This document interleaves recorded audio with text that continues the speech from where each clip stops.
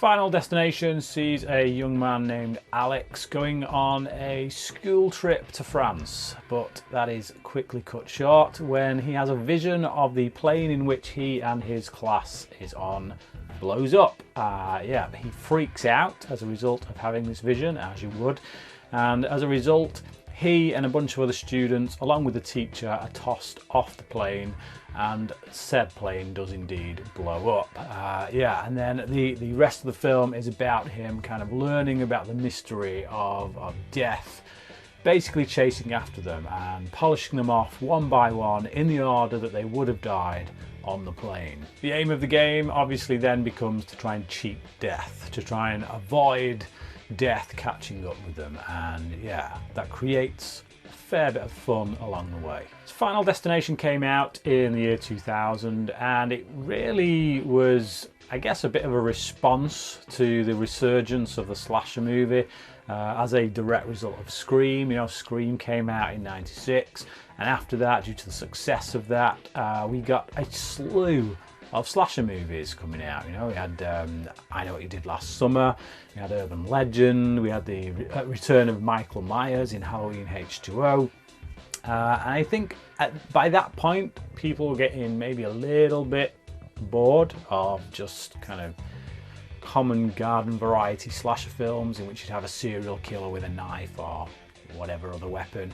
So what Glenn Morgan and James Wong, the makers of this film, did is basically give us a slasher film with a high concept, and it is a really good concept, it must be said. It allows for really great death scenes, really good kills, so to speak, in which they get ever more elaborate, somewhat contrived, but you get around that by the fact that death is orchestrating this stuff. But it's like watching dominoes fall, I guess. When you see someone who's created a really elaborate pattern made out of dominoes, and then you kick it off and let them drop. It's a little bit like that, only with death scenes. So you start to see all these little pieces for each of these kills. You see all these little pieces kind of falling into place, and you don't quite know with each of them how it's going to end up, what's going to be the final piece that makes that kill, so to speak, and that's what makes it fun to watch. I think the setup of the film, like the first 20-25 minutes or so, is really tight, is really well orchestrated, very well done indeed. The vision on the plane, the people's reaction to it all feels very believable to me. The way that the authorities react, the way that the other kids react and the teachers. And then even when the plane explodes, the reaction after that, the funeral, how we see the teacher kind of coping with survivor guilt, the fact that she'd told the other teacher to go on the plane and she would be the one who stays behind, and yet he's the one who dies in the crash. All that stuff is really well done and really well written and well directed, I think.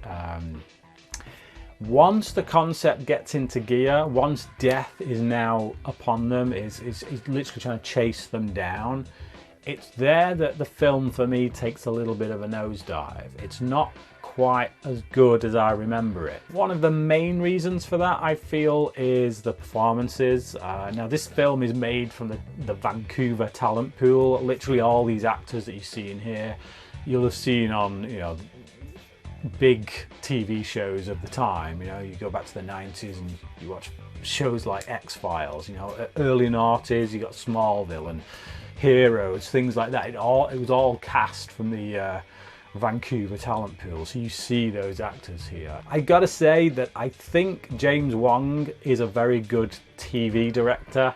He's not a particularly great movie director. I think he's cinematic enough for television to raise the game of television, although these days television is actually pretty much on a par with movies. But back when this was made, definitely he was a great television director.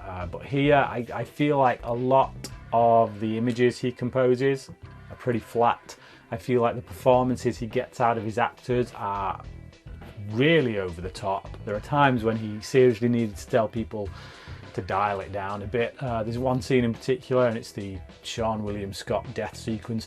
Seann William Scott, in fact, in this film completely, I do not like. I don't mind the guy. I've seen him in other stuff. I think he's quite funny. I think he can be quite a good comedic actor. Here, he feels completely miscast. So he's basically the geek, you know. He's this.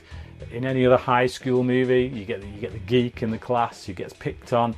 He's that guy here. I don't buy it for a second. I'd buy him as the jock douche if they wanted to cast him as that, but not as the geek. And it just, yeah, every time I watch this film and I see Seann William Scott playing this geeky guy, I don't buy it at all. It takes me out. And then the scene in which he dies, in which he just starts going ape, and you just like, really dial it down a bit. It's like, it's so over the top with his performance, and that whole scene in general when everybody's just shouting at each other, and it's just like, really, it's like soap opera-esque. It's just, yeah, they're trying to milk as much drama from the situation as possible, and you don't really need to do it by having all your actors shouting at each other, because the events of what's unfolding are dramatic enough. Ali Larter probably gives the best performance, but when I say best, it's what I mean is least annoying. She's fairly sedate in this, so she doesn't give any huge dramatic turns, but she just kind of goes under the radar a bit. I mean, that suits the character she's playing. She's a bit of an outcast, a bit of an outsider. But the rest of the cast, yeah, they're not the finest of acting talent, it must be said. Devon Sawa plays the main character of Alex. Like I say, he does enough to get by. I don't reject everything he does here. He's got a little bit of a young Jeremy Renner vibe about him, but again, just nowhere near the talent. Kerr Smith as well, I find really irritating.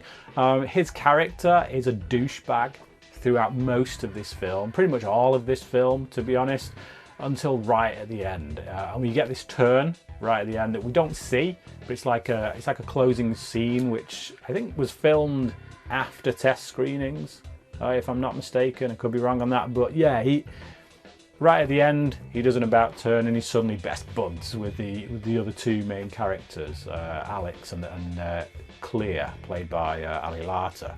And up until that point, like I say, rest of the film, he's just been a complete douche to them. So much so that actually, I think I dislike this character more than someone like Trent from Friday the 13th, the remake. Everyone rags on Trent in the remake Friday the 13th.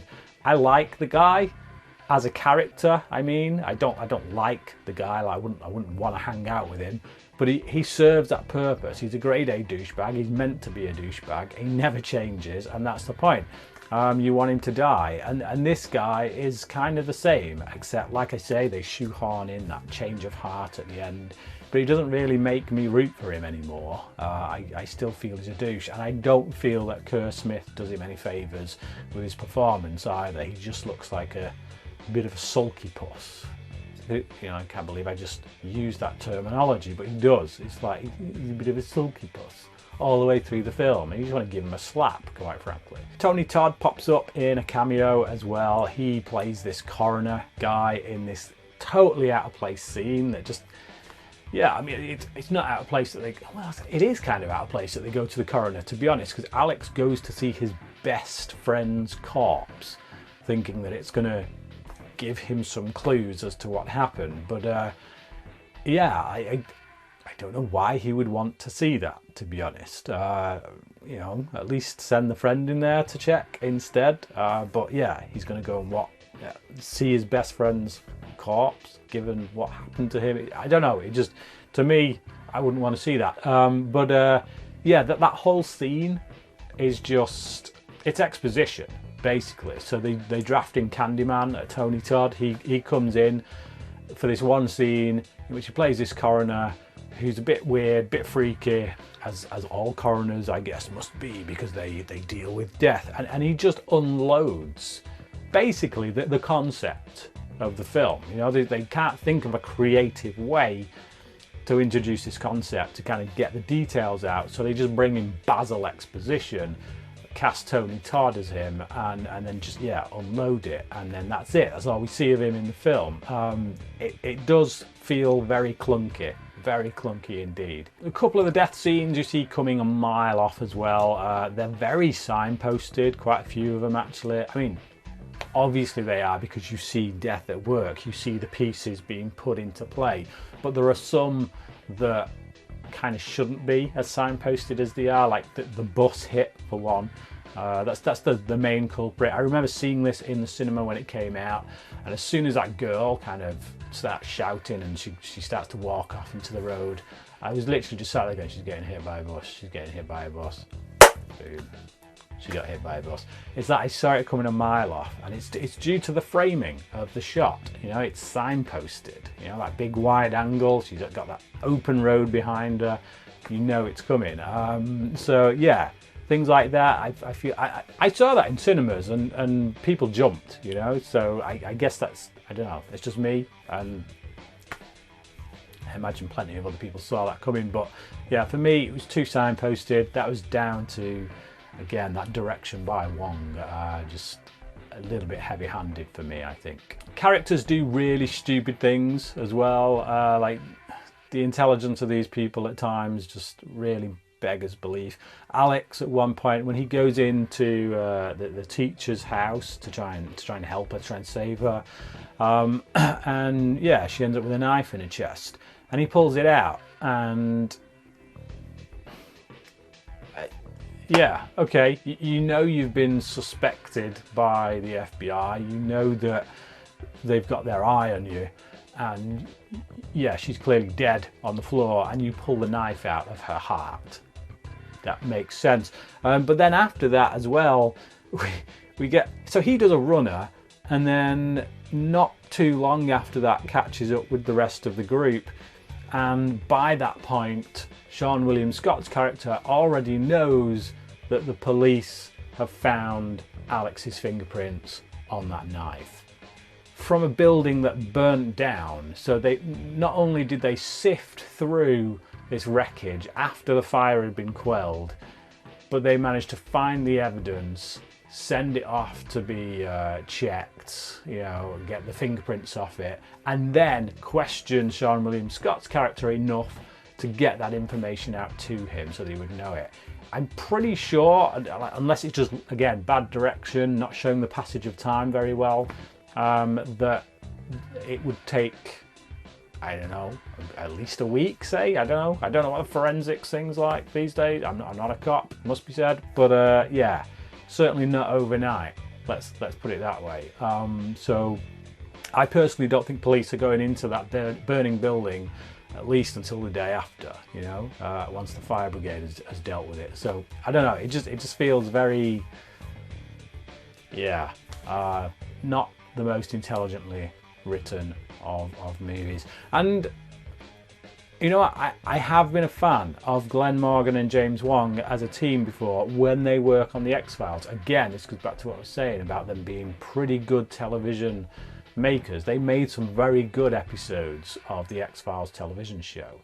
I feel like they could do with maybe stop casting Kristen Cloak in everything that they do. I know she's married to one of these guys. I can't remember which, but yeah, everything they've done nearly, I think she's been in. I know they did a TV series called Space Above and Beyond. She was in that as a main character. I never did really kind of warm to her in that. There's just something about her performance that, you know, feels very wooden to me. But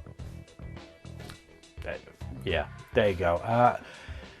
It's a good film. It's solid enough. I have fun from it, with it, I should say. And like I say, that opening 20-25 minutes is so well done. I just think that it goes a little bit all over the place once the concept kicks into gear. I think it could have been a bit more thought out, a bit better scripted, and it would have been nice if it would have had a selection of more talented actors. I will give it a 3 out of 5. I seem to recall the second one being better. I think I had more fun with the second one. I don't know. It's been many years since I've seen the second one, but I will be getting to it. I'm going to be reviewing this whole franchise. So yeah, I look forward to that. But yeah, for now, this first film, I'm going to give it a 3 out of 5. But what about you? Have you seen it? Where do you think it ranks amongst the rest of this franchise? Please comment down below with your favourite one in the series.